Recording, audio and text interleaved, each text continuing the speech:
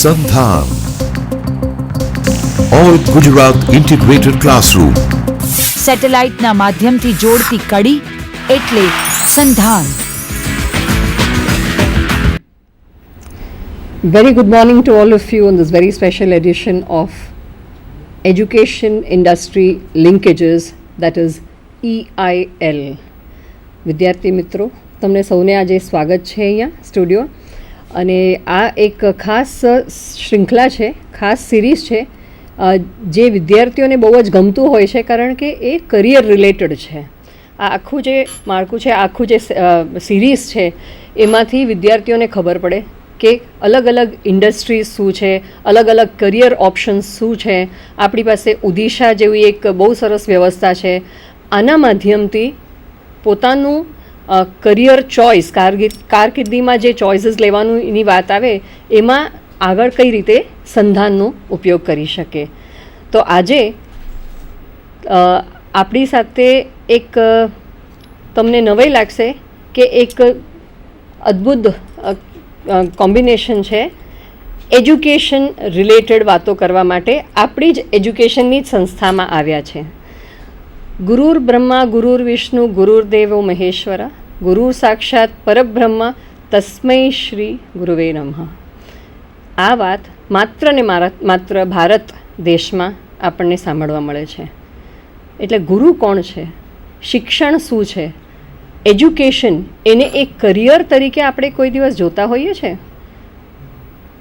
આવો આજે આપણી સાથે જે આપણા ગેસ્ટ આવ્યા છે સ્ટુડિયો પર, એમનું હું તમને પરિચય આપું. વી વેલકમ મિસ્ટર નમન Patel, and Mr. Rennie Roger. They both represent Shanti Asiatic School, and we have our students watching you here today. Now today they are here to talk to us about career in education, because they represent the education sector. We are all from education. However, looking at education from a career perspective, from a professional point of view, is what they will be talking to us about. We welcome you on the studio here, and I request you to take this whole program further. Thank you, ma'am. Thank you. નમસ્તે વિદ્યાર્થી મિત્રો. આપણે એજ્યુકેશનની વાત કરીએ તો આપણા મગજમાં સૌથી પહેલાં શું ખ્યાલ આવે છે? એક સ્કૂલ, તૂટી ફૂટી બેન્ચો, કાળું બોર્ડ, પંખા ચાલે છે, અવાજ કરે છે. તો આ જ એક એજ્યુકેશન રિલેટેડ આપણે એક ઇમેજ, એક પરસેપ્શન આપણા દિમાગમાં હોય છે. હવે જ્યારે આપણે કેરિયરની વાત કરીએ એજ્યુકેશનની અંદર, again there is a perception કે એક ટીચર હોય છે, એનો જે સ્કૂલમાં જાય છે, ભણાવે છે, ઘરે જાય છે, દેટ્સ ઇટ. આનાથી આગળ એજ્યુકેશન સેક્ટરને આપણે ઊંડી રીતે વિચારી શક્યા નથી. હું આજે તમારી સાથે આની જ ઉપર ડિસ્કસ કરવાનો છું કે એજ્યુકેશન સેક્ટર જે દુનિયાની સૌથી બિગેસ્ટ સર્વિસ સેક્ટરમાં કન્સિડર થાય છે, and India being the third largest education provider in terms of numbers. So આજનું આપણે ડિસ્કશન કરશું, થોડું ડિટેલમાં સમજીશું. હું તમને અમુક details I would like to present to you for more understanding. So આજના આ કાર્યક્રમમાં આપણે વાત કરશું education sector in depth, key drivers of education sectors in India, present scenario of education sector, K-12. K-12 is a kindergarten to 12th standard. Type of education, opportunities in education and vocational education.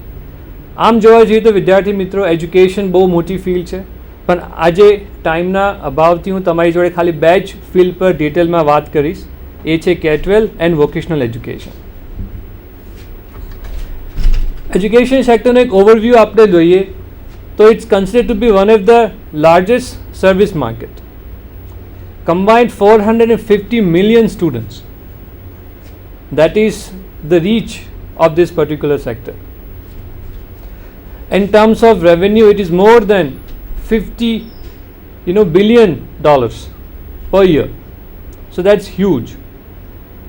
અને આપણે આપણું perception આની સાથે compare કરીએ તો there is a big gap. Does not make sense કે આટલી મોટી ઇન્ડસ્ટ્રીમાં why we have perception like this કે ટીચર બનવું એ સૌથી છેલ્લું ઓપ્શન છે મારા માટે. ભણાવવું એ સૌથી બોરિંગ કામ છે. આપણે આપણા પાસ્ટમાં જઈએ, હજારો વર્ષ પહેલાં gurukul was a concept was been started. Gurukul શું શીખવાડતું હતું આપણને? That was teaching us and an experience and a journey or the challenges which you're going to face in your future, how to prepare yourself. That is considered to be an education.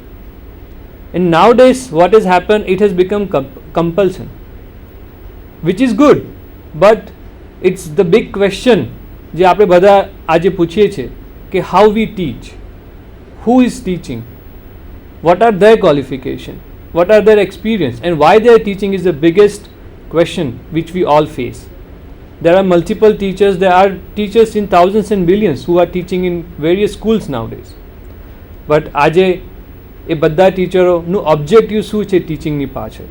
That is very important for us to know. વિદ્યાર્થી મિત્રો, હું આગળ ડિટેલમાં તમારી સાથે વાત કરું તો there is a mismatch. હવે મિસમેચ શેનો છે? Supply and demand. A technical terms એને થોડું તમને ડિફાઇન કરું તો જેટલું પોપ્યુલેશન છે ઇન્ડિયામાં who needs an education and જેટલી સ્કૂલો છે, આ બેમાં નંબર ઓફ સ્કૂલો ઓછી છે વિદ્યાર્થીઓ કરતાં. વિદ્યાર્થીઓનો રેશિયોની વાત કરું તો એ રેશિયો શું છે એ તમને જસ્ટ હું બ્રીફ ડિસ્ક્રિપ્શન આપું તો 100 billion is what is the investment which need to be done in education to bridge the gap. $100 billion which need to be put in this industry by 2014, ખાલી આપણે નીડને cater કરવા માટે. આપણે ઇન્ડિયાની વાત કરીએ તો ઇલિટરસી રેશિયો પણ હાઈ ઉપર છે. How to reduce that? આ બધા બહુ ઇમ્પોર્ટન્ટ ક્વેશ્ચન છે જે આજની ગવર્મેન્ટ પણ એના માટે મહેનત કરી રહી છે. વેરિયસ લોકોએ સ્કીમ્સ ઓફર કરી છે. વેરિયસ ઇન્સ્ટિટ્યૂટ્સનો સપોર્ટ લઈને પ્રાઇવેટ કંપનીઓ સાથે મળીને એ લોકોએ એજ્યુકેશન સેક્ટરને એક લેવલ આગળ લઈ જવાની કોશિશ કરી રહ્યા છે. તો આજે આપણે આ સેક્ટરને એટલું ઇમ્પોર્ટન્ટલી કેમ નથી લેતા એઝ એ કેરિયર વાઇઝ? થોડું વધારે તમને આના વિશે તમને માહિતી આપું તો એનો કી ડ્રાઈવર્સ કઈ વસ્તુ છે જે આ સેક્ટરને વધારે પુશ કરે છે? સૌથી પહેલી વસ્તુ એ છે the income of a family has increase. The importance of education આજે દરેક વાલી બહુ સિરિયસલી લે છે. એ ભલે પછી એક મજૂર હોય, એક ઘરમાં કામ કરવાવાળો હોય કે કંપનીનો CEO હોય, બધાને ખબર છે આજે કે જો મારા છોકરાનું ભવિષ્ય બનાવવું છે તો એકને એક જ વસ્તુ હું કરી શકું છું, એને સારું ગણતર અને ભણતર આપવું. એ મારી ફરજ બને છે. આજે હું કરોડો રૂપિયા બેંકમાં બેલેન્સ એમના માટે મૂકીશ પણ ગણતર નહીં હોય અને એજ્યુકેશન નહીં હોય તો એ એને સિક્યોરિટી નહીં આપે ફ્યુચરની. Security of future is lies in education. આજે દરેક વાલીને આ ઇમ્પોર્ટન્સ ખબર છે. દરેક વાલી વિચારે છે કે મારો છોકરો ભણે અને દુનિયામાં કંઈક નામ કમાય. હવે આના માટે there are multiple options we have in our education sector. There are basically two types of. One is formal education and an informal education. Formal education ની વાત કરીએ તો that's a K-12 which is our common, we consider that as a school. બીજી વસ્તુ છે higher education, જેમાં આપણા graduation, post graduation, doctor level programs આવે છે. There is another informal education which is known as coaching institutes, preschools, vocational education. So these are the basic sectors in education in India. આપણે right now I'm more gonna focus on K-12 and vocational education. બાકી બહુ બધી field છે જેમાં આપણે આપણું carrier આગળ વધારી શકીએ છીએ as a teacher, as a professor and as a lecturer also. આપણે K-12ની વાત કરીએ તો જેમ મેં પહેલાં તમને કીધું હતું કે સ્કૂલની ઇમેજ પરસેપ્શન આપણા બધાના દિમાગમાં એક તૂટું ફૂટું બિલ્ડિંગ, એક old system, typical torture room, આવા અલગ અલગ નામો આપણે આપેલા છે કે સ્કૂલ જવું એટલે એક મુસીબત છે. 12 વર્ષ સુધી મારી જિંદગી હવે એક ટોર્ચરમાંથી મારે કાઢવું પડશે. સ્કૂલ જવાનું, ટીચરનું સાંભળવાનું, હોમવર્ક કરવાનું, ના કરીએ, ટીચરના ફેવરેટ ના હોઈએ તો પનિશમેન્ટ મળે. તો આ બધું, this is all the perception which we have, which has been changing nowadays. આજે modern schools is in demand. કારણ કે પેરેન્ટ્સો, વાલીઓ બધા ઈચ્છે છે કે જે 12 વર્ષ મેં સ્કૂલમાં નીકાળ્યા, મારા છોકરાઓ એનાથી કંઈક સારું શીખે, કંઈક સારું ભણે અને કંઈક સારું લાઈફમાં અચીવ કરી શકે. તો એના માટે એમની ડિમાન્ડ બદલાઈ છે, જેના લીધે આપણું સેક્ટર પણ ચેન્જ થઈ રહ્યું છે. Steel there is a long way ahead for us to reach to the expectation level of parents. But efforts ચાલુ થઈ ચૂકી છે. હવે આ એફર્ટ્સમાં અમને સારા ટીચરો, સારા પ્રોફેસરો, સારા લેક્ચરરો અને સારા ટ્રેનર્સની બહુ જ જરૂર છે, અગર જો અમે ઓબ્જેક્ટિવ અચીવ કરવા માંગીશું તો. there is a second issue I would say in our K-12 segment કે number of students per teacher બહુ હાઈ છે. આજે આપણે સ્કૂલમાં જઈએ તો 50, 60, 70 છોકરાઓ એક ટીચર એક સાથે ભણાવતી હોય છે. how can it be possible that one teacher can make sure 70 students or 60 students learn something together? It's quite difficult. I would rather say it's close to impossible. As a teacher, my primary role is to make sure કે હું મારા બધા વિદ્યાર્થીઓને I'll take them through a minimum expectation level જે આપણે we consider them as a marks 35 marks આવવા જોઈએ pass થવા માટે. So that is the minimum learning level which a teacher need to make sure કે each and every students of my class reaches to by end of the year. Because of this challenge, the current scenario 60 raised to 1 teacher is difficult for a teacher to achieve. Therefore, the classroom numbers has been reduced. Nowadays, if you see majority of good schools, they have 35, 30 max students per class. So number of division has increased in each school. That has increased the demand of a teacher.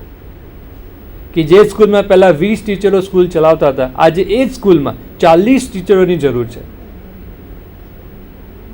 સો મિત્રો, આ એક નાનકડું example મેં તમને આપ્યું, the demand of a good teacher in this sector.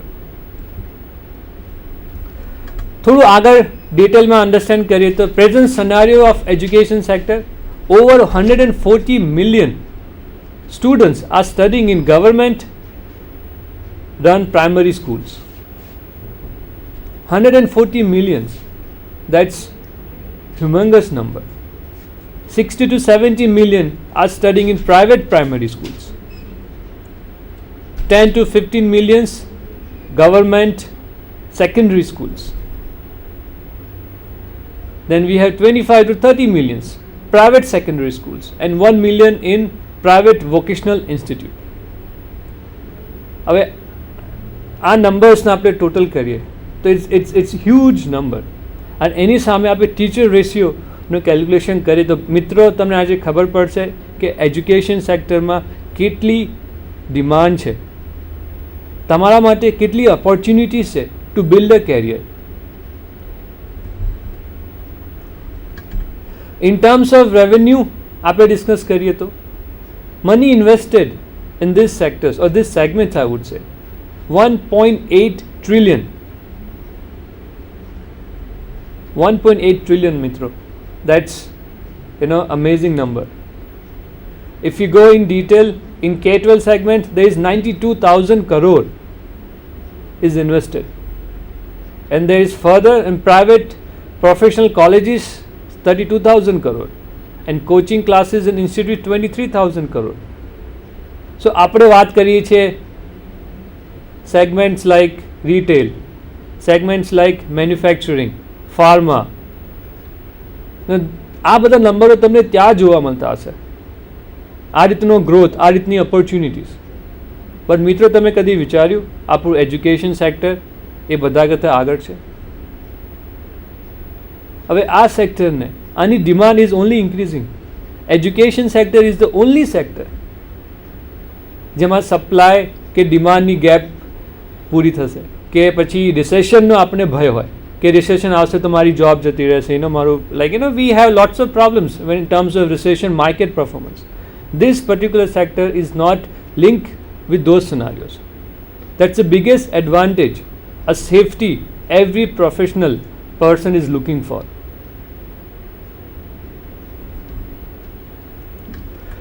આપણે K-12 ડિટેલમાં થોડું સમજીએ તો 57 billion is what Indian education stood. That's the third largest education system in the world, with 1 million schools and 18,000 higher education institute. 1 million schools. તમે કદી વિચાર્યું છે 1 મિલિયનમાં કેટલા ઝીરો હોય? Just think about it. Each school needs teacher. જે મેં તમારી સાથે પહેલાં વાત કરી, a school as a concept is changing compared to what we have gone through or what perception we carry. હું તમારી સાથે ડિટેલમાં ડિસ્કસ કરીશ કે એક મોડર્ન સ્કૂલ એટલે શું. હું તમને મારી આગળની સ્લાઇડ્સમાં એની પર આપણે થોડું સમજીશું બિફોર વી અન્ડરસ્ટેન્ડ કે how to build a career in education. Now, 2 decades ago, West said it's fun to learn. મિત્રો, આજે ભારત દેશમાં રહીને to endeavor from the West, we started copying their evils. They said it's fun to learn, but what we understood, it's fun to learn. તમે આજની સ્કૂલોમાં જશો તો everybody is talking about fun. છોકરાઓ ખુશ હોવા જોઈએ, છોકરાઓને ગમવું જોઈએ, છોકરાઓને ટોર્ચર ન થવું જોઈએ. But somewhere down the line, the fun has grown on cost of learn. આજના દિવસમાં learning is the most important factor for every parents to be secure about for the child. આપણા માટે, આપણા પેરેન્ટ્સ માટે important છે કે મારો છોકરો સ્કૂલમાં જાય તો કંઈક શીખે, જે એના લાઈફમાં કામમાં આવે, જેનાથી એનું ફ્યુચર બનાવી શકે. આજે તમે કોઈ પણ પ્રી સ્કૂલમાં જશો તો તમે જોશો એન્યુઅલ ફંક્શન થાય છે. એન્યુઅલ ફંક્શનમાં તમે શું જોશો? ના